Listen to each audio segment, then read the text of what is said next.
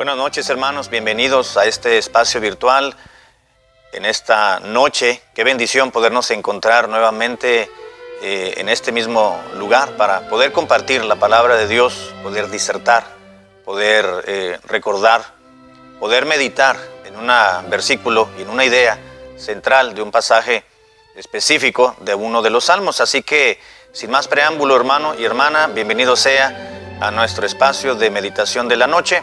Y le voy a pedir que tenga la amabilidad de acompañarme en la lectura bíblica en el Salmo número 41, por favor. Salmos número 41, versículo 11. Acompáñeme en la lectura para poder llevarla a cabo y enseguida pedir la dirección de Dios. Salmos 41, 11. La palabra de Dios nos dice lo siguiente: En esto conoceré que te he agradado, que mi enemigo no se huelgue de mí. Santo Padre, en esta tarde, mi Señor, te ruego que nos des la comprensión necesaria para poder asimilar esta pequeña meditación, Señor, esta breve meditación de tu palabra. Tu Espíritu Santo pueda hacernos comprender mucho más allá de lo que a una lectura pudiésemos comprender. Te lo ruego en el nombre de Cristo. Amén. David, el escritor de este salmo, como de muchos otros, estaba en una situación sumamente complicada, impaciente, desesperada. Estaba en una situación que le estaba hundiendo moralmente y emocionalmente muchísimo más de lo que pudo haber estado ya de por sí por una enfermedad. El pasaje nos vemos que estaba sumamente enfermo y tenía una preocupación. Vemos que David se preocupaba mucho. Pensaba mucho en lo que sus adversarios pensarían de él cuando él se encontraba quizás o pudiese encontrarse derrotado en alguna batalla, o lo que pensarían de él y dijeran de él sus enemigos si él resbalara por el pecado, o incluso cuando se encontraba en alguna enfermedad y con alguna dolencia muy fuerte en su cuerpo. Él tenía en su mente: ¿qué pensarán de mí? ¿Cómo van a reaccionar aquellos que están en mi contra? Y en este pasaje, el Salmo número 41, David estaba sumamente ocupado en su mente, analizando la situación en la cual se encontraba. Estaba sumamente preocupado porque tenía una enfermedad que seguramente sus enemigos y sus adversarios estaban deseando y anhelando que no se levantara de ella, que perdiera su vida. Como en algún otro pasaje también vemos algo muy similar y semejante al salmón que encontramos en esta noche. Aún así, David comienza a pedirle y a clamarle a Dios, implorando su misericordia para que Dios lo levantara de ese lecho de enfermedad en el cual se encontraba. Y él comienza a describir obviamente su sensación, las sensaciones que él tenía en su persona, en su cuerpo y en su mente, respecto a la situación que estaba imperando en él, y no solamente en él, sino en el medio en el cual él estaba viviendo. Y es muy interesante porque él no quería que sus enemigos se rieran cuando él permaneciera postrado en su lecho de enfermedad. El versículo 11 que leímos, la primera parte dice: En esto conoceré que yo te he agradado. Comienza el versículo primero diciendo: bienaventurado el hombre, dice, que piensa en el pobre, porque cuando se encuentre en una vicisitud en su vida, Dios lo librará.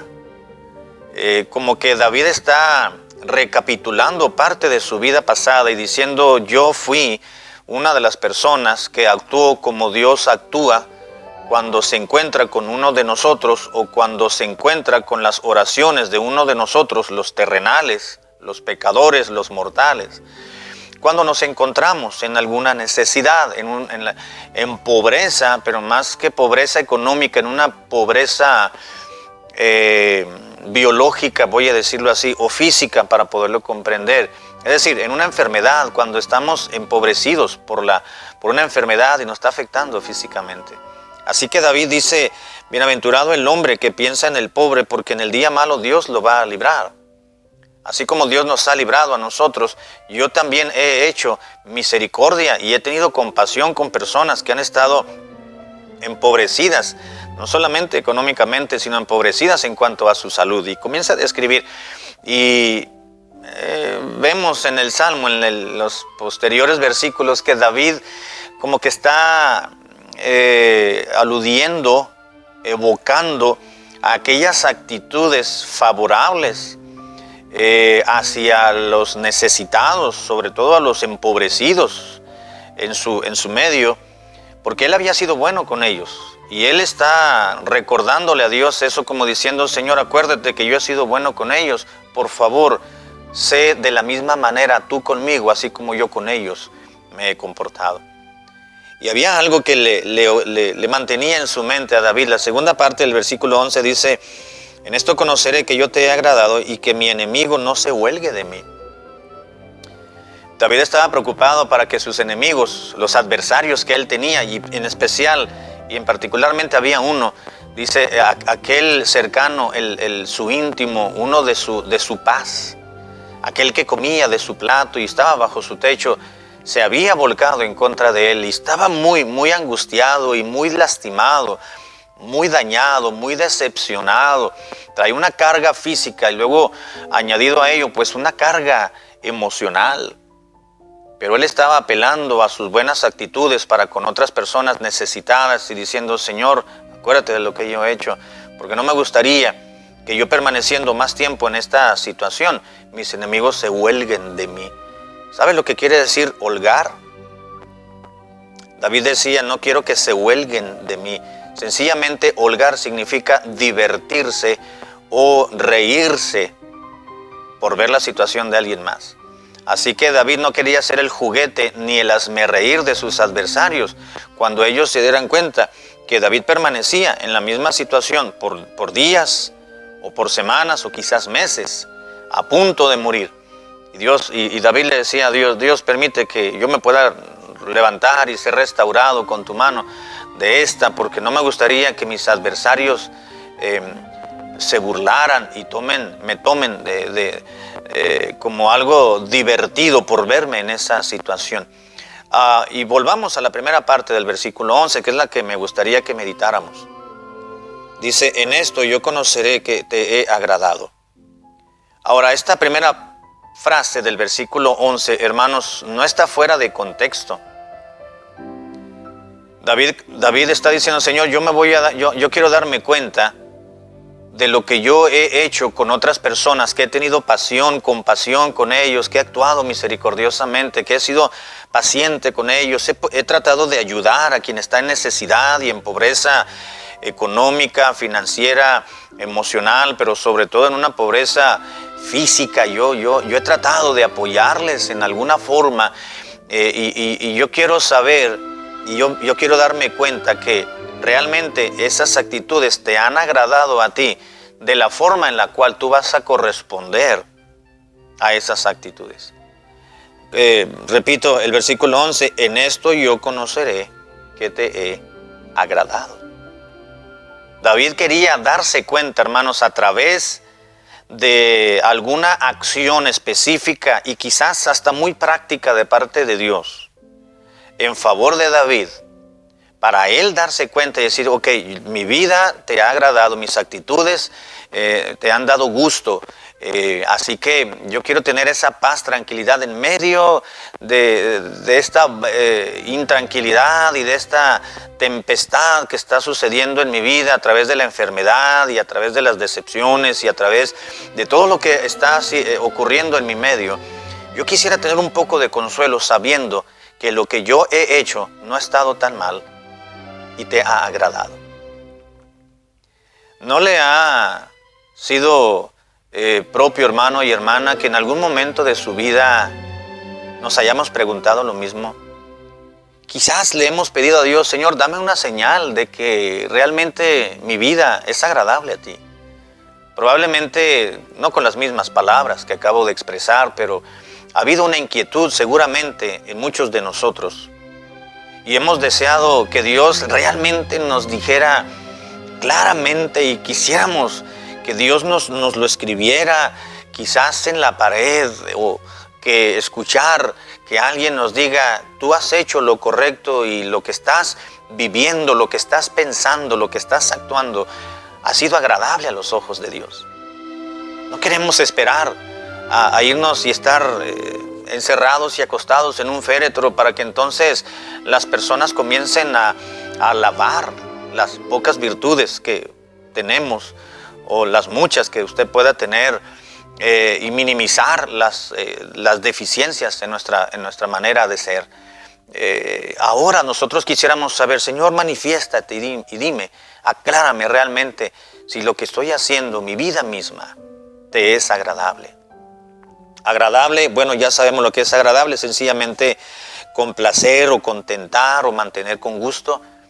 Quisiéramos saber si nuestra vida, nuestros pensamientos, nuestro hacer diario, nuestro levantar, nuestro pensar, nuestro reaccionar, el tratar a los demás, el hacer lo que hacemos con la intención que lo llevamos a cabo, todo lo que llevamos a cabo en cada hora del día, desde que nos levantamos, lo que estamos pensando, lo que estamos haciendo, cómo nos estamos comportando, cada minuto lo que llevamos a cabo, incluso nuestros mismos sueños, si les son agradables a Dios, si le están complaciendo a Dios y si le estamos dando gusto.